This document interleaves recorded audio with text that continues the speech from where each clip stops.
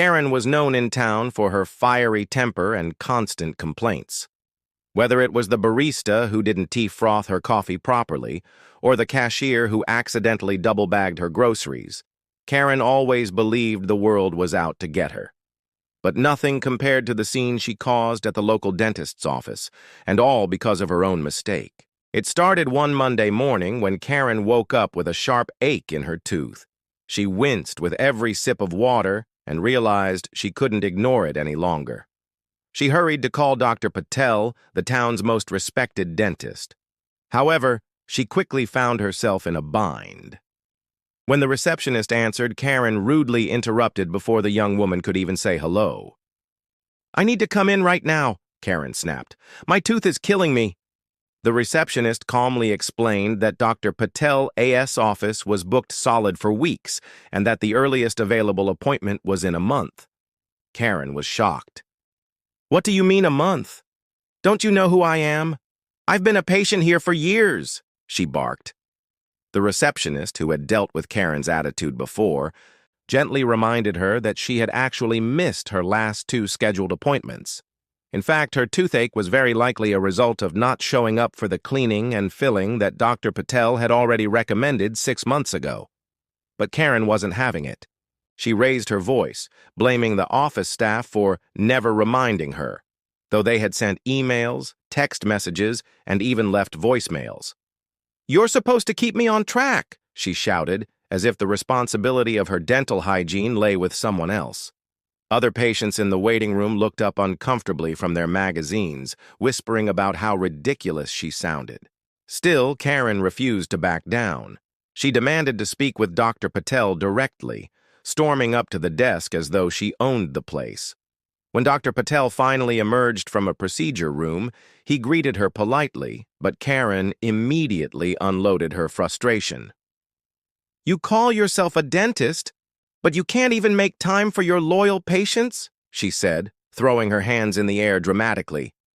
Dr. Patel listened patiently and then calmly explained the situation. Karen had missed her opportunities. He reminded her of the 2 appointments she had canceled last minute and the one she had simply failed to show up for. "I'm afraid the schedule is completely booked for the next 4 weeks, he said gently but firmly. It wouldn't be fair to bump another patient who has been waiting responsibly. Karen's face turned red.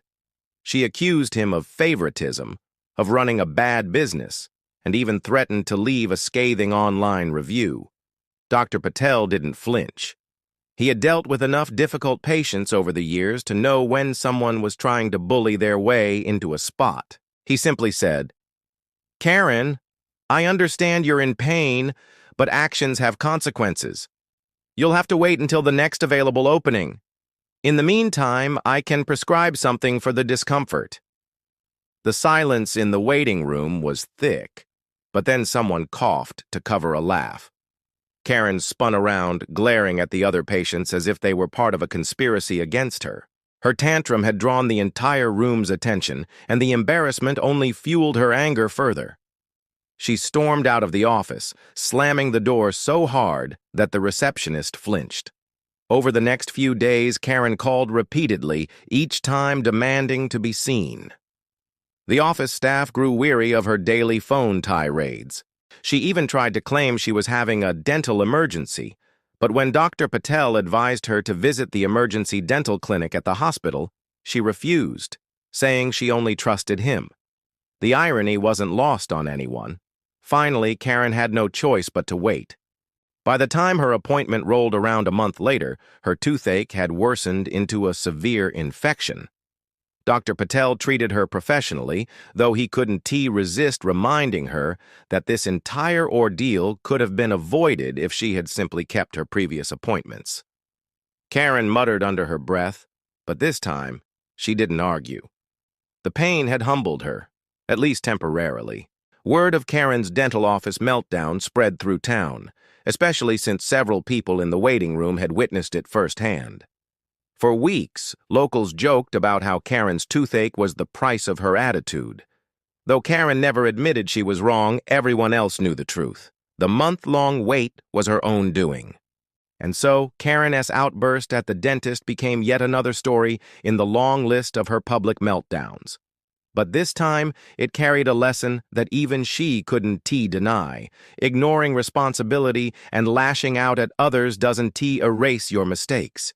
It only makes the wait longer and the pain worse.